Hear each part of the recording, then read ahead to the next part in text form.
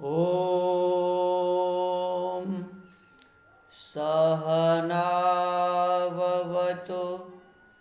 सहनौ भुनक्तु सह वीर्यं करवावहै तेजस्विनावधीतमस्तु मा विद्विषावहै। ॐ शांति शांति शांतिः। आदरणीय श्रोतागण, सादर नमस्ते। ईश्वर की उपासना हम किस विधि से करें, इस संबंध में महर्षि कहते हैं कि हमें पतंजलि योग दर्शन के अनुसार, अर्थात पतंजलि ऋषि ने जैसा निर्देश किया है उसी प्रकार से ईश्वर की उपासना करनी चाहिए।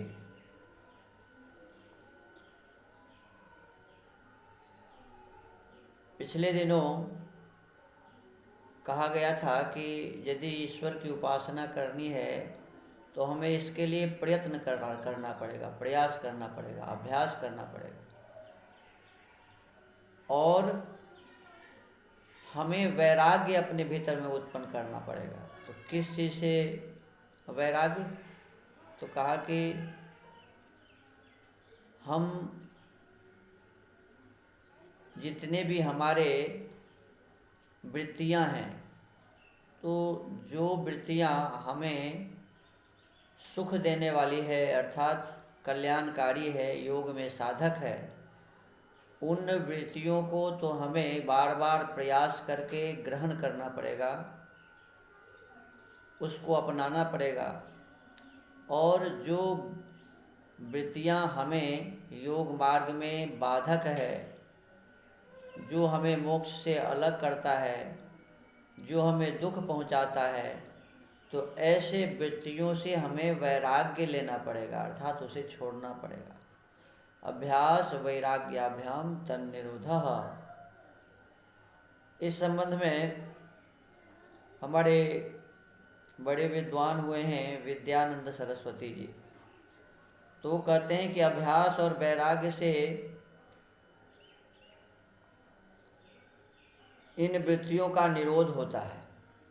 चित्त वृत्ति का निरोध करने में अभ्यास और वैराग्य दोनों का समुच्चय अर्थात पारस्परिक सहयोग अपेक्षित है। एक दूसरे के पूरक होकर दोनों मिलकर निरोध का संपादन करते हैं। चित्त रूपी नदी दो धाराओं में प्रवाहित होती है, एक जो आप बहा है और विषयों के मार्ग से बहती हुई संसार सागर में जा मिलती है, और दूसरी जो कल्याण बहा है। एक तो पाप बहा है, आप नहीं, पाप बहा है जो विषयों से के मार्ग से बहती हुई संसार सागर में जा मिलती है, और दूसरी जो है वो कल्याण बहा है और विवेक मार्ग से बहते हुए आत्म साक्षात्कार रूप कल्याण सागर में जा मिलती है। विषयों के स्रोत पर वैराग्य का बांध लगाकर पाप बहा धारा को सुखा दिया जाता है। विषयों के स्रोत पर वैराग्य का बांध लगाकर, माने जो बुरी वृत्तियां हैं जो संसार सागर में मिलती है, उस वृत्तियों को वैराग्य के माध्यम से सुखा दिया जाता है। उससे हमें वैराग्य करना है, अर्थात अलग हो जाना है। वैराग्य का बांध लगाकर पाप वहा धारा को सुखा दिया जाता है। तदनंतर विवेक दर्शन के अभ्यास रूपी फावड़े से अध्यात्म मार्ग को गहरा करके समस्त चित्त वृत्तियों के प्रवाह को उसमें डाल दिया जाता है, और इस प्रकार कल्याण मार्ग का पथिक अपने अभीष्ट को प्राप्त कर लेता है। किंतु यह मार्ग कंठ का कीर्ण है। मार्ग की दुर्गमता से त्रस्त एवं खिन्न होकर अर्जुन ने योगेश्वर कृष्ण से कहा था, गीता के 6 अध्याय के 14वें श्लोक में, चंचलं ही मनः कृष्ण प्रमाथि बलवद दृढ़म तस्याहम निग्रहं मन्ये वायोरेव सुदुष्करम। हे कृष्ण, यह मन अत्यंत चंचल है, हठीला, बलवान और दृढ़ है। वायु के समान इसे वश में करना अत्यंत दुष्कर है। श्री कृष्ण ने जिज्ञासु के प्रतीक रूप अर्जुन की मन स्थिति को देखकर उसे ढाढ़स देते हुए समझाया, असंशयं महाबाहो मनो दुर्निग्रहं चलम अभ्यासेन तु कौन्तेय वैराग्येन च गृह्यते। भगवान कृष्ण ने अर्जुन के यह कहने पर कि यह तो बड़ा दुष्कर कार्य है कि अपने मन को वश में करना, जैसे वायु को वश में नहीं किया जा सकता ऐसे मन को वश में करना कठिन है। तो इस पर भगवान कृष्ण कहते हैं, हे अर्जुन, इसमें संदेह नहीं कि मन अत्यंत चंचल है। बिल्कुल ठीक कहा तुमने। और उसे वश में करना अत्यंत कठिन है, यह भी ठीक है, परंतु अभ्यास और वैराग्य से उसे वश में किया जा सकता है। देखिए, जो बात महर्षि पतंजलि कहते हैं वही बात भगवान कृष्ण कहते हैं। महर्षि पतंजलि ने कहा कि अभ्यास वैराग्याभ्याम तन निरोधा, अभ्यास और वैराग्य के द्वारा उस मन में उठने वाले अनेक प्रकार के वृत्तियों को रोका जा सकता है। और भगवान कृष्ण भी यही कह रहे हैं कि अभ्यास और वैराग्य के माध्यम से हम इस मन को, इस चंचल मन को स्थिर कर सकते हैं। जो बात पहले कठिन दिख पड़ती है, बार बार के अभ्यास से अंत में वह सिद्ध हो जाती है। बार बार जब हम प्रयास करते हैं तो बार बार प्रयास करने से हमारा मन हमारे बस में हो जाता है, हमारा चित्त हमारे बस में हो जाता है। तो इस प्रकार से भगवान कृष्ण हमें कह रहे हैं। इसी पर अब महर्षि पतंजलि जी कहते हैं कि हम यदि अपने मन को वश में रखना चाहते हैं तो हमें उस परम ब्रह्म परमेश्वर के बारे में भी विचार करना पड़ेगा, जिसने हमारे चित्त को बनाया है, जिसने हम जीवात्मा को इस शरीर में बिठाया है। तो कहते हैं कि हम कैसे ईश्वर को जान सकते, हम कैसे अपने इस चित्त को वश में कर सकते हैं। तो कहते हैं ईश्वर प्रणिधानाद्वा। ये योग दर्शन का ये प्रथम जो पाद है समाधि पाद, इस समाधि पाद का ये 23वां सूत्र है। पातंजलि समाधि पाद और सूत्र जो है ये 23 है, 23 नंबर सूत्र। ईश्वर प्रणिधानाद्वा। कहते हैं कि उस समाधि के योग होने का यह भी साधन है। ईश्वर में विशेष भक्ति होने पर, माने ईश्वर की कृपा से मन का समाधान होके मनुष्य समाधि योग को शीघ्र ही प्राप्त हो जाता है। हम अपने मन को यदि अपने वश में करना चाहते हैं, उस परम ब्रह्म परमेश्वर से साक्षात करना चाहते हैं, समाधि लगाना चाहते हैं, तो प्रभु की कृपा हमें प्राप्त करनी होगी। इसीलिए कहा ईश्वर प्रणिधानाद्वा। इस पर स्वामी विद्यानंद सरस्वती जी कहते हैं, परानुरक्ति ईश्वरे भक्ति, परमेश्वर के प्रति प्रेम की पराकाष्ठा भक्ति है। उस अवस्था में तादात्म्य भाव से अपने आप को सर्वात्मना परमात्मा में समर्पण कर प्रणव जप आदि का निरंतर अनुष्ठान करना ईश्वर प्रणिधान कहता है। बाह्य व्यापारों से चित्त को हटाकर उठते बैठते चलते फिरते सोते जागते खाते पीते निज की ईश्वर में और परमेश्वर की निज में भावना करते हुए योगाभ्यासी अपने समस्त कर्मों को ईश्वरार्पण कर देता है। जो योग का अभ्यासी होता है तो उसे फिर ये चिंता नहीं रहती कि हमारा ये काम कैसे होगा, बस अपने आप को उस परम ब्रह्म परमेश्वर पर सब कुछ छोड़ देता है।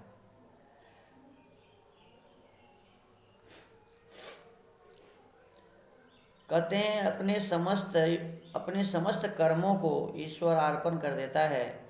ईश्वर इच्छा में अपनी इच्छा मानकर कर्म के फल की इच्छा को त्यागना ही ईश्वरार्थ सर्वकर्मार्पण है। ईश्वर को विस्मित कर दिया हुआ कर्म अभिमान पूर्वक होता है, अतः उसका समर्पण ईश्वर में नहीं होता। अपने आप को ईश्वरस्थ जानकर ही भगवान के प्रति भक्ति का उद्रेक जागृत होता है। यही ईश्वर प्रणिधान है। अपेक्षाकृत अल्प काल में होने वाले चित्तवृत्ति निरोध और उसके द्वारा समाधि सिद्धि लाभ के लिए ईश्वर प्रणिधान एक अन्य सरल और श्रेष्ठ उपाय है। इसी संबंध में इस सूत्र की व्याख्या करते हुए महर्षि व्यास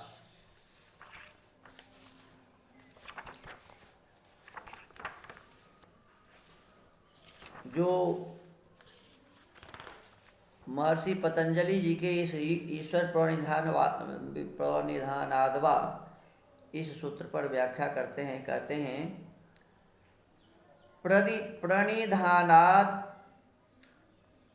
प्रणिधानाद भिक्ति विशेषादावर्तित ईश्वरस् तमनुगृह्णात्यभिध्यान मात्रेण तदभिध्यानमात्रादपि योगिन आसन्नतमः समाधिलाभः समाधिफलं च भवतीति। प्रणिधान अर्थात भक्ति विशेष से अनुकूल किया हुआ ईश्वर संकल्प मात्र से उस योगी को अनुग्रहित करता है, योगी को सहायता देता है। उस ईश्वर की संकल्प द्वारा दी हुई सहायता से भी योगी को अति शीघ्र समाधि की प्राप्ति और समाधि का फल मिलता है। अब इसमें विशेष रूप से उस परम ब्रह्म परमेश्वर की कृपा कैसे हम प्राप्त करें, तो इसके संबंध में बताया हुआ है। योग प्रकाश में ईश्वर प्रणिधान से हमें क्या क्या प्राप्त होता है, इस पर स्वामी सत्यपति जी कहते हैं कि ईश्वर प्रणिधान से समाधि और समाधि का फल बहुत शीघ्र प्राप्त होता है। यह बात इस सूत्र में कही गई है। ईश्वर प्रणिधान क्या है और ईश्वर प्रणिधान की सिद्धि कैसे होती है, इसका परिज्ञान योगाभ्यासी को अवश्य ही कर लेना चाहिए। योग दर्शन में समाधि प्राप्ति के साधनों में अनेक बार ईश्वर प्रणिधान का उल्लेख किया गया है। इसका कारण यह है कि यह योग का विशेष साधन है।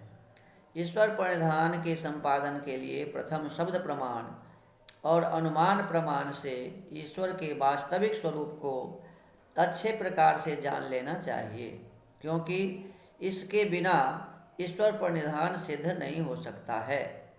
उसका स्वरूप ज्ञात होने पर उसके मुख्य नाम को भी जानना चाहिए। ईश्वर वाच्य है और उसका प्रकाश, कथन और वर्णन करने वाला शब्द वाचक है। इस वाच्य अर्थात पदार्थ ईश्वर और वाचक नाम अर्थात ओम का परस्पर वाच्य वाचक संबंध है, ऐसा समझ लेना चाहिए। उदाहरण जैसे गौ प्राणी वाच्य है और गौ शब्द उसका वाचक है। माने गौ औकार गौ ये शब्द है, ये किसके लिए कहा जाता है? जो चार पैर वाली है, जो जिसके गलगंड हैं, जिसके मुख हैं, कान हैं, आँख हैं, तो इस प्रकार की जो पशु है, उस पशु के लिए वह पशु जो है वो है वाच्य। और उस पशु के लिए जिस शब्द को हम लिखते हैं, बोलते हैं, वो शब्द गौ, गौ औकार गौ, ये शब्द है वाचक। साधक को यह भी जानना चाहिए कि शरीर, इंद्रियां और विविध पदार्थों की रचना ईश्वर ने की है। जीवात्मा और प्रकृति इस सृष्टि की रचना नहीं कर सकते। सृष्टि के सभी पदार्थों का स्वामी भी ईश्वर है। हम इन सब पदार्थों के गौण स्वामी हैं और प्रयोग के अधिकारी हैं। जो चेतन जीवात्माएं और संसार के जड़ पदार्थ हमारी रक्षा करते हैं, वे ईश्वर प्रदत्त सामर्थ्य से ही करते हैं, केवल अपने सामर्थ्य से नहीं। संसार के पदार्थों में जो सुख है वह क्षणिक है और उसमें दुख मिश्रित है। शरीर आदि पंच भौतिक वस्तुएं तथा पृथ्वी आदि लोक लोकांतर सब नाशवान है। इस प्रकार ईश्वर, जीव, प्रकृति और प्राकृतिक पदार्थों के विषय में जानने से संसार के स्थूल एवं सूक्ष्म सभी पदार्थों से वैराग्य हो जाता है। ऐसी स्थिति में साधक को ईश्वर ही सर्वोपरि दिखता है। वह अपने पास विद्यमान सब सामर्थ्य को ईश्वर प्रदत्त मानता है और उसकी प्राप्ति के लिए लालायित हो जाता है। जैसे कोई छोटा बालक किसी जन समुदाय में माता से वियुक्त हो जाता है तो माता की प्राप्ति न होने पर सब कुछ को छोड़कर उसकी गवेषणा के लिए लालायित हो जाता है, वैसे ही ईश्वर प्रणिधान में योगी की ऐसी ही अवस्था होती है। यह है ईश्वर प्रणिधान और ईश्वर की विशेष भक्ति। जब योगाभ्यासी ईश्वर की गवेषणा करता है तो ईश्वर के नाम का अर्थ सहित जप करता है और स्वयं को ईश्वर समर्पित करता है। उसकी पात्रता के आधार पर अर्थात पात्र सिद्ध हो जाने पर ईश्वर योगी को विशेष सहायता प्रदान करके अपने स्वरूप का साक्षात्कार करवा देता है। इसी रहस्य को उपनिषदकार ऋषि ने कहा है कि जिसको यह ईश्वर पात्र समझकर वर्णन कर लेता है वही उसका साक्षात कर सकता है। ये मुंडकोपनिषद का वचन है। कहते हैं, नायम आत्मा प्रवचेन लभ्यो न मेधया न बहुना श्रुतेन यमे वैष वृणुते तेन लभ्यः तस्यैष आत्मा वृणुते तनुं स्वाम। अयम आत्मा, यह आत्मा प्रवचनेन, प्रवचन व उपदेश से न लभ्य, प्राप्य नहीं, न मेधया, न मेधा बुद्धि से, न बहुना श्रुतेन, उपदेश को बहुत मात्रा में सुनने से भी प्राप्य नहीं। एष आत्मा, यह आत्मा, यम एव वृणुते, जिसको ही वर्णन करता है, तेन, उसके द्वारा, लभ्य, प्राप्त करने योग्य है। ऐसा आत्मा, यह आत्मा, तस्य, उसके लिए, स्वां तनुम विवृणुते, अपने स्वरूप को प्रकट करता है। तो इस प्रकार से वह परम ब्रह्म परमेश्वर जिसको पात्र समझ लेते हैं, जिसको पात्र वह जानता है, उसके लिए वह प्रकट हो जाता है। पात्र को ही परमात्मा का दर्शन होता है, सुपात्र को ही परमात्मा का दर्शन होता है। इसीलिए हमको आपको बड़े ही मेहनत और परिश्रम करके अपने इस पात्र को, इस शरीर रूपी पात्र को सु बनाना चाहिए, सुपात्र बनाना चाहिए, सुंदर बनाना चाहिए, बिल्कुल शुद्ध बनाना चाहिए, पवित्र बनाना चाहिए। तभी यह पात्र बनेगा और जब यह पात्र होगा तो परमात्मा इसका वर्णन करेंगे, अन्यथा तो ऐसे ही संसार चलता रहता है। आज के इस स्वाध्याय के क्रम को यहीं विराम। सबको नमस्ते, सबको धन्यवाद। ओम।